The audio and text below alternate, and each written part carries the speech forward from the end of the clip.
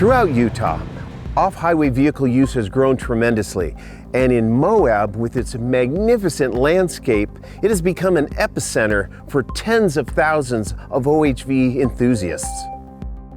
Here in the state of Utah, you're required to complete an online education course and test to operate or even rent an OHV. That includes all types of off-highway vehicles, motorcycles, rock crawlers, UTVs, and all of the side-by-sides. In this video, we will cover multiple subjects from the state's OHV education course, but most importantly, explain why these are such important issues for everyone that enjoys off-highway vehicle recreation. We are very privileged to have our public land system, and with that privilege comes responsibility and stewardship. There's many places in the country you can wheel and you can Jeep, but there's very few places in the country that have the kind of terrain and traction and natural beauty that are all combined here in Moab. Keep in mind, it is not an amusement park up here. It can be very dangerous. In the whole state of Utah, this is the #1 incidence for search and rescues. Coming out prepared and planning ahead, knowing where you're going and having a map with you is critical. Don't travel alone. Make sure you inspect your vehicle before you go out and make sure it's suitable for the trail that you're going to be going on. Bring plenty of water, 1 gallon per person per day, and lots of food. Cell coverage is very spotty up here. Let somebody know when you're going to be back and what you're doing. Alcohol. In Utah, it is illegal for any occupant of an OHV to consume alcohol. In this challenging landscape, both driver and passengers need to be aware and always using their best judgment. Helmets. Some of Moab's best trails include challenging obstacles and dangerous drop-offs. And that's why Utah law requires anyone under 18 years old to wear a helmet. Helmets aren't required by law for adults, but they are definitely recommended and can save your life in a rollover.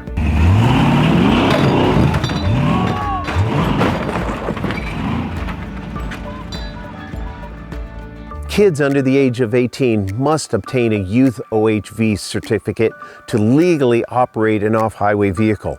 Search online for a Youth OHV education program near you.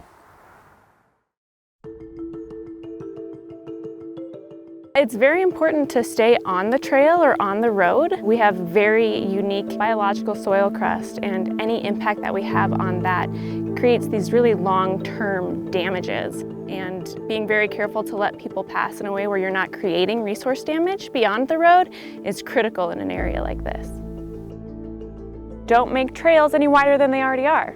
Remember that obstacles are part of the fun. Don't widen the trail by going around those obstacles.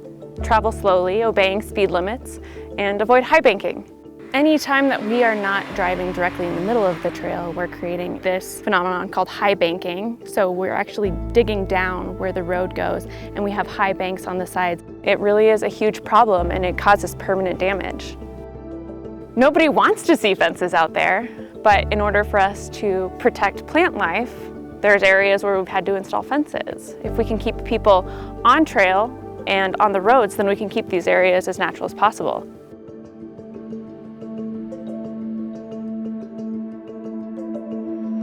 You have to be courteous. When you're going up some of those steep hills, you have to look ahead and see if anybody's coming down first, because you don't want to bunt in the middle, especially on some of these steep grades. Be respectful for other people. You're driving, you come up on somebody, you slow way down, you don't dust them out. You know, use your hand signals. You tell them how many's behind you, and as you go on through, the last person that's behind you tells them that they're the last one, and that way they can continue on. You know, just learn to be courteous to each other. Just ride with respect.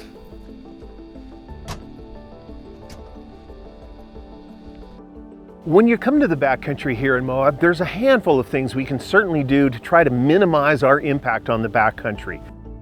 One of the things is study the tread lightly principles. Those are very simple. You can find those online.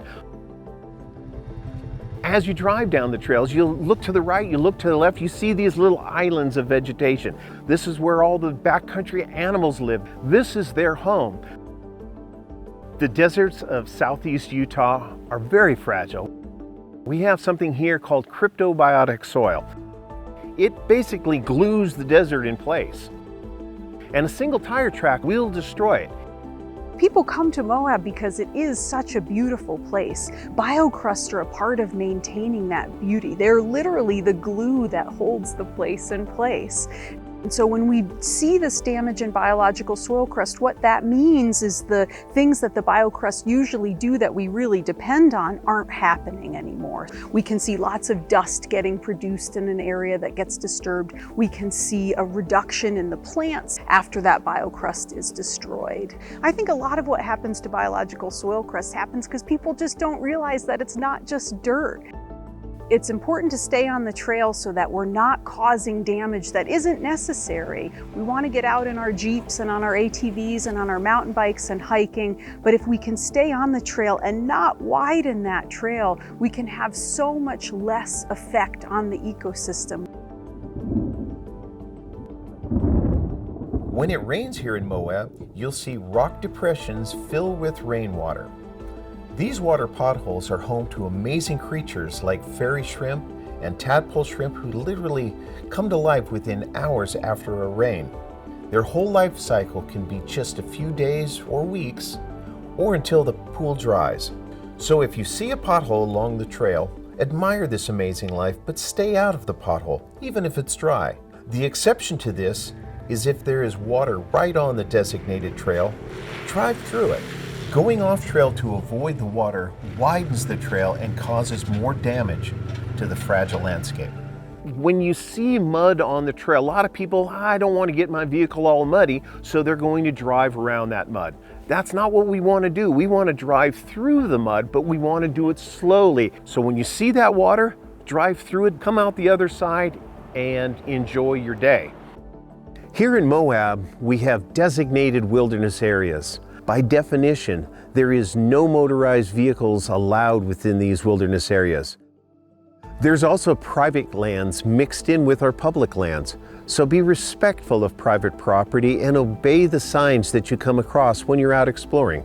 Stick to the designated routes, plan ahead, know where you're going before you head out. It's up to us to educate ourselves before we come to the area, learn the lay of the land, learn the rules, the regulations, the do's, the don'ts before you come out. Look at the weather conditions. Do your homework. And part of that homework is learning where your vehicle belongs. But know where you're heading and know that the trail that you're doing is appropriate for your vehicle.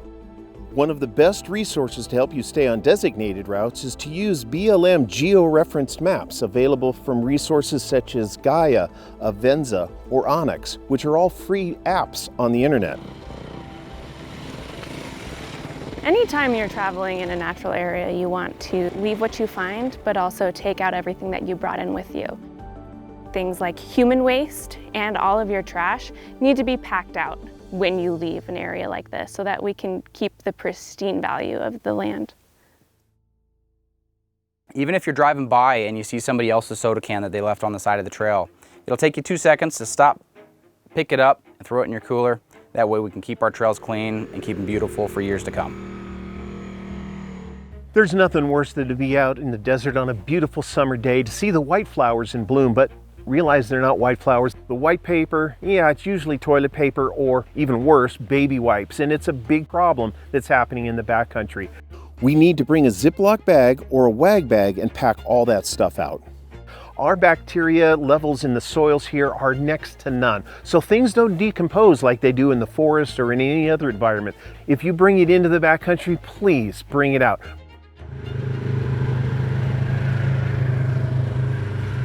Utah is unique in that you can take these off-highway vehicles in through town and you can drive directly to trailheads. And in order for us to be able to continue to do that, it's important for us to be respectful, especially of the residents in town. Here in Moab, we have a unique privilege of being able to drive our street legal UTVs out to the trails. Not all states allow UTVs to travel on designated roadways and on paved roadways. For your UTV to be street legal in Moab, you need a license plate, turn signals, rear view mirrors, an effective muffler, a driver's license, and insurance to operate as a street legal ATV. Besides the equipment for a UTV to be street legal, it must have a DMV issued license plate from your home state and meet all Utah street legal requirements. If your home state does not issue license plates to UTVs, your vehicle cannot be street legal in Utah, and it must be trailered or towed to the trailheads. If your vehicle is not street legal, you also need to purchase a non-resident OHV permit. UTV noises become an issue in Moab because the loudest UTVs going by disrupt the conversations you're having inside your homes. It's important to be extra courteous about driving through neighborhoods at night. Plan your trail rides so that you can avoid it. I think an important thing that the UTV community can do to help and assist our community with the noise issue is to simply obey the speed limits as they're posted in our neighborhoods. The loudest thing you can do on your UTV is accelerating hard.